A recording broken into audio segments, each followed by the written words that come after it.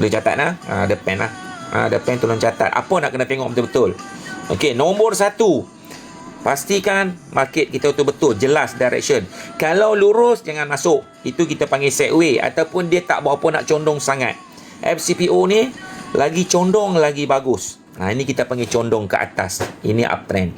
Bila keadaan uptrend macam ni, kita buka saja kita punya uptrend ni, kita setting terus. Okey, macam tu. Okey, kalau downtrend, kita tick downtrend lah. Macam sekarang uptrend. So, kita tick uptrend. Okey, time frame entry ni memang saya dah buat chart dah. Default. Okey, memang default. Kemudian, kita tengok, kita nak guna time frame apa kita nak entry. Kalau tuan-tuan nak guna time frame 5 minit untuk entry, pastikan time frame yang besar dia ataupun mock dia kita panggil. Sebab saya selalu pasangan anak dengan mock. Mock dia anak 5 minit, mock dia 15 minit. Faham tak? Mock kita nak tengok daripada mock dia. Mock dia 15 minit, kekuatan ada di sana. Macam kita lah sebagai anak ni, kekuatan kita sebenarnya ada kat mock kita. Tapi tuan-tuan sedar tak sedar? Sebab itu orang kata kekuatan kita sebagai seorang anak ni ada pada mock kita. Sebab tu kita nak berjaya ni kena dapat restu ataupun doa dari mock kita. Faham tak? Sebab tu saya selalu kata nama kekuatan kita ni sebagai manusia ni terletak pada mock dengan ayah kita. Tapi mock tu lah doa dia yang paling makbul sekali. Doa mock kita tu paling. Sebab tu saya pun guna konsep indikator benda yang sama. Anak kena ikut mock baru betul. Direction pun kalau nak tengok 2 time frame, boleh tengok macam tu pun lagi bagus. Anak 5 minit uptrend, mock pun 15 minit pun uptrend. Baru cantik. Itu kalau nak tengok multiple lah. Tapi kalau setengah orang dia tak boleh tengok 2, dia penin. Tengok 1 cukup. Pun boleh juga. Okey. Tapi data lot mesti betul. Okey, data lot mesti betul. Alright. So, ingatlah kekuatan 5 minit ini mock dia 15. Jadi macam manusia lah. Kekuatan kita adalah terletak pada mock kita. Doa mock kita itulah yang menyebabkan orang kata Allah makbulkan, dan orang kata alhamdulillah kita senang. Macam saya sendiri dulu pun saya masih ingat zaman saya belajar dulu, masa saya tengah buat matrikulasi di UPM Serdang pada ketika tu, bila saya nak exam saja, saya akan telefon mak saya. Mak tolong doa nak belajar, nak periksa. Betul mak saya kata tak apa. Nanti mak mangkit sembahyang solat tahajud dengan mak solat hajat sekali. So far alhamdulillah mak saya masih ada hari ini, dan alhamdulillah dah saya dapatlah balas jasa dia lagi. Allah Taala bagi lagi peluang saya untuk bersama dengan mak ayah saya lagi, bahagiakan mereka, alhamdulillah. Jadi doa itulah doa daripada mak ayah kita. Itu tuan-tuan kena ingatlah. Samalah konsep trading ni. So kita tukar bila kita pakai 5 minit. Kita tukarkan time frame kita 15 minit. Mock dia dah. So masa bila kita nak entry, setting dah cantik. Saya gariskan garisan menegak ni supaya tuan-tuan senang nampak. Kat sini kita tak boleh entry buy lagi. Kenapa tak boleh? Sebab price momentum masih berada di overbought. Ni atas ni masih lagi overbought tu kat atas tu. Kat sini dan juga candle merah. Kita nak buy kena candle hijau. Kat sini pun tak boleh juga. Masih lagi overbought. Saya besarkan sikit bagi tuan-tuan nampak. Kejap saya besarkan ini. Nampak lah line biru tu lah. Nampak cahaya. 1 minit pun boleh. Tapi 1 minit itu orang kata apa? Ambil 15 lah senang cahaya. Ambil 15. 1 minit boleh juga. Tapi 1 minit ni dia laju sikit. Tak payah ambil. Ambil 15. Ambil 15. Lah. Ambil 15. Baik. Kemudian yang ini pun boleh masuk tak boleh? Tolong jawab kat saya sekejap. Boleh masuk ke tak boleh masuk? Tolong jawab sekejap. Boleh masuk tak boleh masuk? Bagikan saya 2 alasan kenapa tak boleh masuk. Tak boleh. Betul Tiara. Tak boleh. Betul Hafiz. Tak boleh. Atusan betul tak boleh. Sebab apa tak boleh? Pertama sebab candle dia masih merah. Tak boleh candle merah. Belum boleh. Kemudian satu lagi sebab price duduk kat tengah-tengah ni. Tengah-tengah ni maknanya kita tak pasti dia nak jadi overbought ke dia nak jadi oversold. Jadi jangan masuk. Dia ada 2 zone ni. Kalau tuan-tuan perasan ada 2 zone ni. Ada garisan putus-putus kat tengah pembahagi ni lah. Kat atas ni dan kat bawah ni. So kat sini pula kita pergi tengok. Tak boleh juga. Satu candle sebab candle Candle bentuk apa tu? Candle bentuk apa tu? Candle bentuk apa tu? Yang saya gariskan tu. Itu candle bentuk doji. Okey, doji tu maksudnya apa? Doji tu maksudnya tekanan belian dengan jualan sama kuat. Jadi bila berlaku keadaan itu dikatakan doji, belian dengan jualan sama kuat. Keadaan ini menyebabkan dia tak pasti market tu nak ke mana. Jangan masuklah. Okey, sebab kita nak masuk dua jenis saja candle. Hacking action ni sangat mudah. Okey, hacking action ni sangat mudah, iaitu tengok bullish, body dan ada tanduk ke atas. Kalau ada echo kat bawah jangan masuk. Tak kira lah doji gemuk ke doji kurus ke. Dia tanduk ke atas kalau bullish. Kalau bearish, macam ni. Macam ni bearish. Ni. Ada body merah, tanduk di bawah. Kalau ada echo, tak mau. Dia tak mau yang tu. Okay. So, yang ketiga. Tengok. Boleh masuk tak boleh masuk. Okay. Ada persoalan tanya. Boleh tak masuk kalau keadaan macam ni? Yes, boleh masuk. Sebab apa? Pertama, kita tengok candle di atas. Pada ketika itulah candle di atas adalah berwarna hijau. Kalau candle di atas tanduk terlalu panjang, jangan masuk. Tekanan terlalu kuat, tunggu dulu. Kita tak mau. Kita nak body yang besar. Body besar. Kalau terlalu panjang sangat, itu akan berlaku penurunan. Jangan masuk kalau lah warna hijau dia punya tanduk panjang sangat. Jangan. Okey? Jangan kalau terlalu panjang lah. Okey? Tapi kalau dalam masih bentuk trend, masih okey lah. Okey? Baik. So, nampak keadaan bawah ni.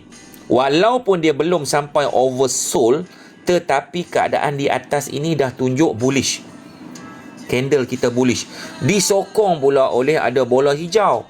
Bola hijau ni apa? Bola hijau ni adalah indikator R2R reversal Pro V3 yang menunjukkan akan berlakunya reversal. Okey.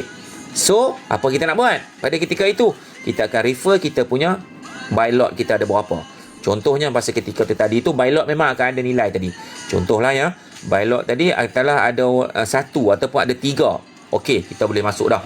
Dan last kali sebelum kita nak masuk, final confirmation ataupun last confirmation adalah pastikan candle kita itu lengkap ataupun hampir lengkap berbaki kurang daripada 10 saat. Okay, buy lot ini adalah tekanan belian dan jualan. Yang sistem detect ada buyer beli ataupun ada seller yang jual. Okay, jadi bila keadaan macam ni, okay, contoh macam ni, kata kalau tadi law ni tak boleh nak entry 10.55 dah. Okay, saya tunjuk contoh. Kata tuan-tuan entry dekat sini. Okay, macam mana kita nak entry? Kalau tuan-tuan guna ini broker PC ni, kita guna kaedah enter market. Cara setting pun saya dah bagi sekali dalam tu. Dalam trading view tu saya dah bagi sekali dengan panduan. Setengah orang dia bagi kat tuan-tuan indikator saja. Bila bagi indikator setting dia tak bagi, penin tuan-tuan. Saya cakap tuan-tuan, saya bagi complete sebab saya kata target saya, siapa yang guna indikator ni dia berjaya. Itu target saya. Saya nak ramai orang berjaya sebab saya nak bantu yang geng-geng dah lama belajar habis ribu-ribu, entah tak untung pun asyik belajar tak berhenti-berhenti. Tahu duk kerja belajar saja. Sedap-sedap habis dah 15,000. Kalau tuan-tuan nak yang ni, tuan-tuan bayar advance ini. Yang ni pula teknik ni tuan-tuan pula ni 15,000, 5,000 tuan-tuan, 3,000. Lalah kali untungnya tidak. Duk kerja nak belajar saja. Belajar apa tak tahu, lepas tu ubah pula indikator tu indikator ni. Kenapa ubah indikator kalau benda tu dah padu? Soalan saya nak tanya. Kalau benda tu indikator tu dah bagus, kenapa perlu dikemas kini? Kenapa perlu update? Saya nak tanya tuan-tuan. Kenapa perlu update lagi benda tu kalau benda tu dah bagus? Tahu tak kenapa jadi macam tu? Sebab kemungkinan orang yang buat indikator tu masih lagi was-was. Dia masih lagi ragu-ragu. Sebab dia sendiri pun penin. Kejap jadi, kejap tak jadi. Faham? Walaupun pada hakikatnya kita tahu sebenarnya dalam trading ini masih lagi ada loss. Tapi kita tak maulah masuk 10 kali, untung sekali, loss 9 kali. Itu bukan dia. Trade entry sampai 10 kali, tapi profit hanya sekali. Jahanam. Okey, kalau kita entry 10 kali tapi loss sekali 2 kali tu masih lagi okey. Sebab tu kalau orang tanya saya win rate indicator ni berapa? Win rate indicator ni 85 hingga 90%. Tetapi ada yang berkata pada saya, pengguna yang kata, bukan saya kata. User yang kata pada saya, dia kata bukan 90% tuan. Dia kata 95%. Saya kata kenapa? Dia dah masuk banyak kali tak loss-loss lagi, dia kata. Oh, saya terkejut. Dia kata dia memang ikut SOP Tuhan bagi, dia kata. Betul lah, kata alhamdulillah, sebab you boleh kawal emosi. You bukan seorang yang mat kalut, you bukan seorang mat tamak. Okay, so bila keadaan macam ni, inilah yang kita katakan keadaan yang cantik untuk kita entry. Nampak nah? Yang saya tanda ni, nampak tuan-tuan? Okay, yang saya tanda ni, yang saya duk ajar ni benda ni kalau tuan-tuan boleh lukis sendiri, lukis, tak payah guna indikator. Cuma masa kita nak kena mengadap cat, duk nganga, tunggu. Indikator ni, pertama, kita tak payah lukis dah. Kedua, dia ada alert. Ni, alert saya dah buat sistem. Okay, contohnya, tuan-tuan kata, aku tak mau tengok cat, aku tak mampu nak tengok cat. Jenuh aku nak tengok, dah lukis, aku pun tak pandai. Okay, guna create alert. Pergi dekat setting ni, kita nak tengok apa? Pertama, kita nak tengok R2R zone trend kita ni. Pergerakan zone tadi tu. Zone yang hijau, yang kotak zone tu. Kita nak buy. Okay, nampak? Signal buy. Kalau kita nak sell, kita pilih signal sell. Tapi kita ikutlah trend kita. Kita nak buy tadi. Okey. Kita create alert. Jam akan menyala. Tuan-tuan tengok. Okey. Nampak jam menyala. Itu yang pertama. Ini akan bergerak ni. Kotak zone ni. Tu dah gerak dah. Kenapa dia keluar? Sebab dia ada sampai signal kat situ dah. Okey. Kedua, apa kita nak tengok? Yang kedua, kita nak tengok price momentum, overbought, oversold. Jadi kita tekan create alert. Kita nak buy. Jadi nak buy, kita create alert, kita ambil price momentum. Kita nak tengok, kita nak buy kan? Buy kena ambil oversold. Okey, kita create alert. Tuan-tuan tengok jam nyala. Lagi. Tengok sekejap lagi jam menyala. Tak lekat kot ni. Sekejap saya buat lagi sekali. Sekejap tak lekat kot. Create alert, price momentum, price overbought create alert. Tu nyala dah. Tu jam hijau nyala. So bila price ni dia sampai, dia akan trigger lah. Baru kita tengok chart. Tak payahlah duk renung masuk pukul 10.30 pagi, 12.30 tengok signal tak ada. Lepas tu stres. Aduh, aku dah tunggu daripada pukul 10.30 aku dah masuk tengok chart. Sampai breakfast pun depan PC. 10.30 pukul 12, pukul 11.45 tak ada lagi signal ni keluar ni. Masuk juga. Masuk tu masuk kena. Faham? Tapi kalau kena alert ni tak payah.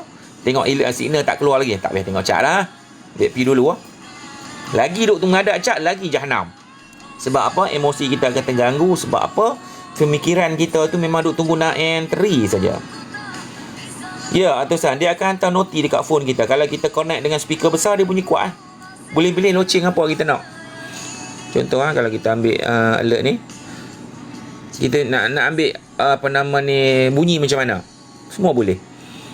Kat bawah ni notification app to sound, dia bagi sekali. Contoh kat sini sound tu calling boleh, Ford handbag kan, bunyi apa ikut suka you nak ambil, you nak bunyi mana, cepi, bunyi burung ke apa, semua boleh. Okey, dia akan hantar kat phone kita. Macam saya kadang-kadang saya connect dekat saya punya PC saya connect dengan speaker besar. So saya masuk bilik saya tengok TV, lepas tu dengar bunyi frang, baru saya pergi tengok. Kan, bunyi ikutlah bunyi burung ke apa semua kan. Okey, so tadi nampak nah searching tuan-tuan kat sini. Tapi ni market ni dah lewat dah ni. 22-25 ni cerita lewat dah lah. Sepatutnya bukan masuk 20-25. Tadi ni masuk di sini. Di sini tak boleh tadi semua overbought. Sini contoh yang terbaik. Okey, cumanya kalau pukul 10.25 ni market dah lewat, jangan masuk lah nasihat saya. Sebab apa? Market dah makin pelan. Okey, risiko tinggi. Okey, dan jangan hold intermarket. Yang bagi yang mana newbie terlibat dengan SCPO, yang baru nak kena SCPO, jangan hold intermarket dan jangan hold overnight. Faham maksud saya intermarket? Maksudnya you all masuk sebelah pagi, lepas tu tiba-tiba floating. Profit pun tak lagi, loss katalah 3 tick. Tuan-tuan tak keluar. Tuan-tuan berharap kata sesi petang tu mengikut arah tuan-tuan punya target. Tengok-tengok bila sesi petang buka 2.5 dia berlaku gap up. Tuan-tuan ambil sell. Tuan-tuan pasang stop loss 10 tick. Dia akan lompat tuan-tuan punya stop loss, dia tak match. Daripada rugi 10 tick tadi, dia mungkin jadi tadi 250, mungkin boleh jadi sampai 2,500 ataupun 3,500, 5,000 pun boleh jadi. Sebab FCPO ni ada gap up, gap down.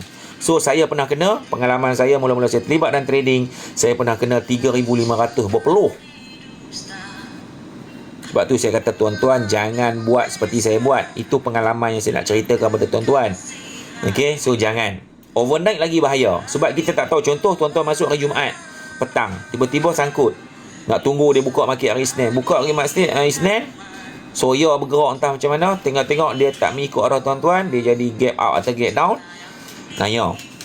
Jangan main-main dengan SCPO. Memang dia boleh buat kita kaya, tapi dia juga boleh buat kita derita. Jangan main-main. Okay, so nampak tadi yang ni ya. Okay, nampak kat sini. Okay, so inilah candle yang kita nak masuk. Okay, kenapa saya berkata masuk di sini? Sebab syarat dia cukup. Okay, kalau kita guna broker PC, kita boleh link terus kita trading view.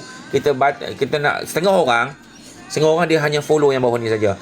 Follow ni untuk confirmation dia. Sebagai contoh dia tengok-tengok sini, dia tengok nilai kat sini. Nilai kat sini pun dia ikut SOP nah, bukan saja-saja dia keluar ikut suka tak. Okay. So 4733. Tadi 4733 ni kat mana? Okay, tadi 4733 ni kat situ tadi. Okay, 4733 ni kat sini tadi. Kotak hijau tu kat bawah ni tadi. Okay, tadi kat sini. Okay, katakanlah tadi, tuan-tuan, kotak ni sebenarnya tadi duduk kat sini. Sebelum dia bergerak. Sebab kotak tu dia bergerak tau. Dia bukan duduk statik. Duduk kat sini tadi ni. Okay, dia duduk kat sini. Tepat saya ni, kat situ. Okay, waktu ketika tu, nilai dia adalah 4733. Okay, sistem detect 4733 lepas candle hijau ni keluar. Okay, sebab saya buat sistem yang bagi cadangan harga ni pun based on SOP. Bukan sistem bagi harga ikut suka dia. Dia kata okey, dia bagi ikut suka. Bukan. Okay, so nampak yang candle saya tanda tu. Okay, kalau sistem bagi 4733, kita pun katalah entry pada ketika itu, buy 4733, kita entry di sini. Contoh. Okay, contoh Okey, kita tekan button buy kat situ 4733 contoh. Dekat situ. Okey. Nampak? So, pada ketika itu pukul tadi ni, okey, cara nak masuk dia bila kita ada entry, okey, kita dapat daripada sini naik ke sini lebih kurang banyak tick juga tu. Sebab Khamis malam memang laju sikit. Boleh dah dalam 12 tick. Kita ambil takat ni cukuplah 11 tick. Dapat 250. Malam-malam siapa nak bagi 250 kat kita? Nampak? Dapat tak? Nampak tak ilmu yang saya duk cerita, yang siapa lagi duk penin-penin sebelum ni? Boleh jelas? Jelas tak sahabat-sahabat? Saya cerita ni reality. Memang indikator ni, indikator kalau betul saya nak jual harga mahal memang boleh. Tapi saya tak buat macam tu sebab saya nak tengok orang berjaya. Ya, betul. Sebelum next candle, betul. Bukan sebelum next candle. Sebelum candle itu lengkap. Candle 5 minit contoh, 4 minit 40 saat. Mana dia 10 saat lagi lah. Kan 10 saat lagi ataupun 5 saat lagi candle nak lengkap, kita tekan lah. Sebab 5 saat lagi dia tak sempat lah nak tukar candle lain. Dengan syarat adalah kalau nak buy, mesti ada buy lot, mesti penting lah kita tengok. Buy lot mesti ada nilai, candle mesti hijau, price momentum mesti overbought, oversold, nilai masa ni pun berbaki lagi kurang daripada 10 saat. Betul, itu yang kita tengok. Faham? Jangan duk masuk ikut suka saja. Jangan jadi mat kalut, tenang-tenang, santai-santai saja. Okay, clear? So, saya tunjuk contoh lah ya. Kalau tadi ni sebelum zone ni ada kat sini, duduk kat bawah ni. Okay? So, bila duduk kat bawah ni, stop loss kita letak kat mana? Okay, tadi ni kotak zone ni kita letaklah bawah ni stop loss kita. Stop loss ni saya boleh letak warna lain. Saya letak warna hijau, warna kuning. Warna merah lah senang. Okay, stop loss kita kat situ. Okay, so kita punya mana tadi saya punya lukisan tu? Ni saya punya pen. Okay, So stop loss kita kat sini. So tengok berapa kita punya loss, stop loss kita. Baru 10. Baru 10 stop loss kita. Okey lah. Kalau rugi 10 tik, kalau untung 11 tik.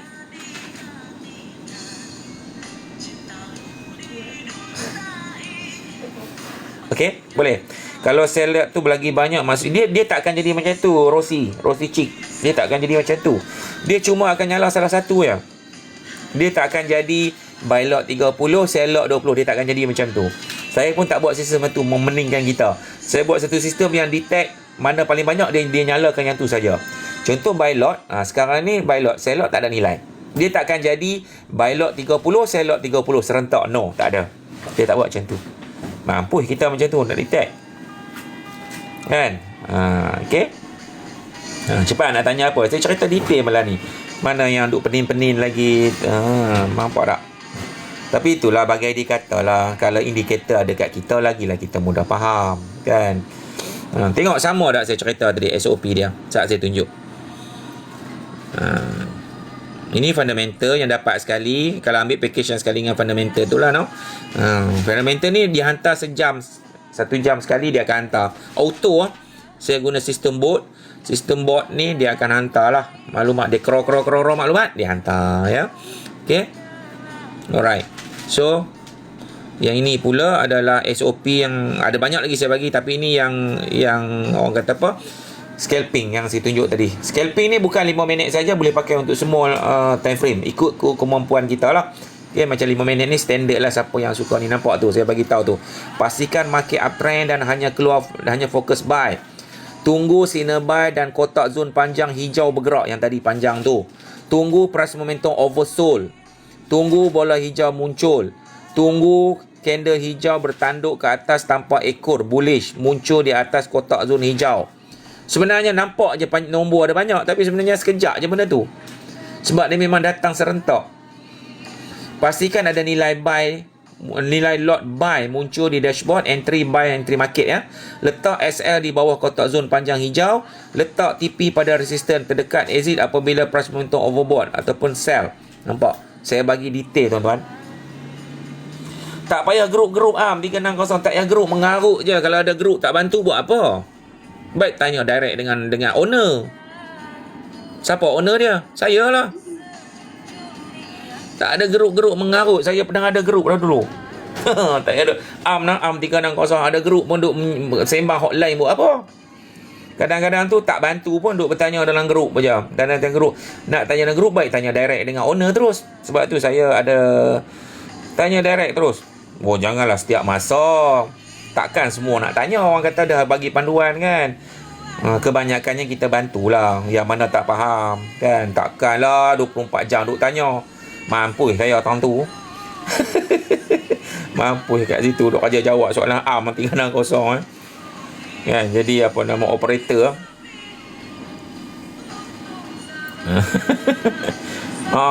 Betul Amin. Faham tak? Takkanlah nak tanya direct. Itu saya buat ni sajalah. Apa nama ni, macam mana nak beritahu. Philus, nanti DM saya Philus. Dekat saya punya tu, apa nama bio link saya tu ada ni. Ada link direct dengan Wasabi. Saya tak pernah hide nombor telefon saya. You all boleh je WhatsApp saya, Wasabi saya, call ke kan. Tak ada masalah. Sebab bagi saya selagi kita boleh berbuat baik sesama manusia, buatlah baik. Kita kongsi ilmu kan. Takkan saya nak buat naya orang. Kita ni hidup dunia, ingat kita nak hidup selama-lamanya ke? Kalau kita hidup dengan menipu orang, tak ada lama mana lah. Ingat rezeki Allah Ta'ala bagi, dan dia boleh tarik bila-bila masa. Sebab tu saya dah pesan, kayalah dengan keberkatan ataupun senanglah dengan keberkatan. Jangan senang dengan penipuan. Ini ayat saya paling mudah sekali. Senanglah hidup ini dengan keberkatan. Okay? Senanglah hidup ini dengan keberkatan. Jangan senang hidup dengan cara penipuan. Memanglah kat dunia lepas, tapi belum tentu akhirat lepas. Pakai tak lepas lah. Jangan duk menipu orang. Saya cerita benda-benda yang kita kena ingat lah. Orang kata apa, hidup kita bukan selama-lamanya. Kalau siapa duk berani lagi buat benda-benda menipu orang tu, saya tak tahulah. Sama-sama Nur Azrin, sama-sama. Okay, saya ingat macam tu lah. Kita ni manusia ni, orang kata berbuat baiklah semampu yang mungkin, yang seboleh-bolehnya buatlah baik-baik banyak. Sebab apa? Kita tak tahu, tahu tak, kita punya sembahyang ni Allah Ta'ala terima tak terima. Kalau tahu senang, buka login akaun macam akaun bank ke apa semua, oh pahala aku banyak ni, sembahyang aku hari ni Allah terima. Tapi kita tak tahu semuanya rahsia Allah Ta'ala. Ui, naya kita kalau kita pergi sana kosong. Jadi kita kena cari benda-benda lain, yang perkara-perkara yang boleh menambahkan pahala kita. Sebagai contoh, sentiasa berbuat kebaikan lah. Sedekah jariah, hot tu lah yang nak tolong kita nanti tu. Betul tak? Setuju tak saya kata? Hot tu nak tolong kita. Kan? Even kalau kita jumpa paku atas jalan, kita berhenti motor kita ambil paku tu, kita buang. Itu pun satu benda yang orang kata apa, mana kita tahu dengan pertolongan tu Allah Ta'ala masukkan kita ke syurga, kita tak tahu. Kita jumpa paku atas jalan yang kita bimbangkan orang lain kena tayar dia. Nampak maksud saya? Kita lalu-lalu jalan tu tengok, uish, ada paku datang ni. Kita pun berhenti motor kita ambil paku. Kita tak kena tayar kita paku tu, tapi disebabkan kita nampak paku tu, kita takut orang lain kena, kita pun turun motor, ambil paku tu, kita buangkan supaya orang lain tak kena. Itu pun samalah juga kebaikan yang kita buat. Kan? Kita tolong orang, mana tahu yang kena tayar motor tu orang susah. Kan? Tiba-tiba tayar dia tembus, kena paku tu lah, nak kena pergi baik motor ataupun dia kalut nak pergi kerja. Kena fikir benda-benda tu. Sebab tu saya, kalau saya jumpa paku pun, saya akan berhenti, turun, ambil, buang.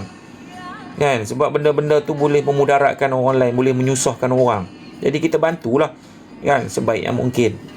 Orang kata buatlah yang mana yang kita mampu. Sebab kita tak tahu, macam saya kata lah, apa pahala-pahala kita ni, kita tak tahu. Nak cerita bab pahala kita tak tahu, tapi kita buatlah yang sebaik mungkin, tolong orang sebaik mungkin. Dah ada rezeki lebih, jangan kedekut.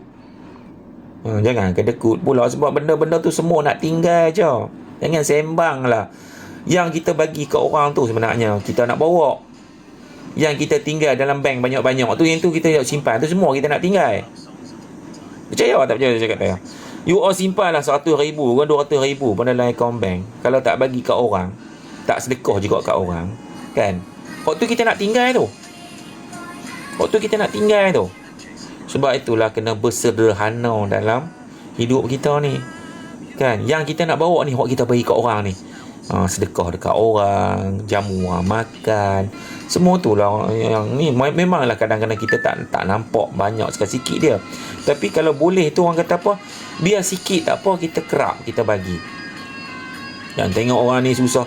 Saya pernah, tuan-tuan, saya cakap bukan saya nak kata saya ni baik, tahu tak. Tapi saya kata, ada satu hari tu saya naik motor dengan anak saya. Lepas tu saya tengok seorang pakcik tua ni, di kayuh basikal, bawa besi buruk. Selalu saya nampak dia. Tapi pakcik ni seorang yang ramah, tau. Dia jumpa saya, dia tengok saya bawa motor saya, cantik motor, nak pergi mana, dia tak tanya. Tapi dia orang susah lah, saya tahulah bila bawa basikal, dia kutip besi-besi buruk, kan. Lepas tu saya kata pakcik ni ada kelebihan, dia seorang yang ramah. Jadi satu hari tu saya ternampak dia, nanti beli ini dapat sekali penerangan dan cara gunakan. Dapat, saya bagi. Waalaikumsalam, bayar. Okay, jadi saya ikutlah pakcik ni. Betul, saya berhenti motor, saya potong dia dulu lah. Lepas tu saya turun motor, saya berhenti motor, saya bagi kat anak saya, pergi bagi dekat pakcik tu. Kata ayah bagi, saya bagi RM50, saya ingat lagi. Saya bagi dia. Lepas tu anak saya tanya, bagi buat apa ya? Bagilah, kata. Yang pertama, ingat orang susah. Bila senang, jangan lupa orang susah. Jadi sebab kita pun pernah susah. Jadi saya pun pernah jadi orang susah, kan. Jadi saya bagi kat anak saya, dan sebenarnya saya nak mengajar juga anak saya menjadi seorang yang pemurah. Dua benda lah saya dapat, kan. Satu saya dapat, orang kata apa, yang pahala tu tak mau cerita lah, Allah Ta'ala nak bagi, terpulang lah, kan. Cuma orang kata apa, kita mendidik anak kita jadi orang yang pemurah. Pemurah dengan siapa? Pemurah dengan orang susah. InsyaAllah kalau kita pemurah ni, Allah Ta'ala tambah lah. Sebab saya yakin dengan orang kata Allah Ta'ala ni berikan kepada kita tambah. Macam saya katalah, kalau indikator ni buat, kalau bukan dengan izin Allah tak menjadi. Okey, kita buat daripada awal pembikinan indikator ini adalah dengan niat. Saya ada niat, saya kata saya nak pastikan kalau saya berjaya buat, saya nak jual murah-murah supaya saya dapat bantu lebih ramai orang boleh guna untuk trade SCPO. Kenapa? Sebab SCPO ni patuh syariah. Yang kedua, saya tak mahu orang masuk market secara gambling. Saya buat benda ni memang perlu untuk analisis. Sebab itu ada pegawai bank yang beli, sebab orang-orang bank ni dia orang tahu macam mana nak analisis market. Bila dia tahu macam mana dia analisis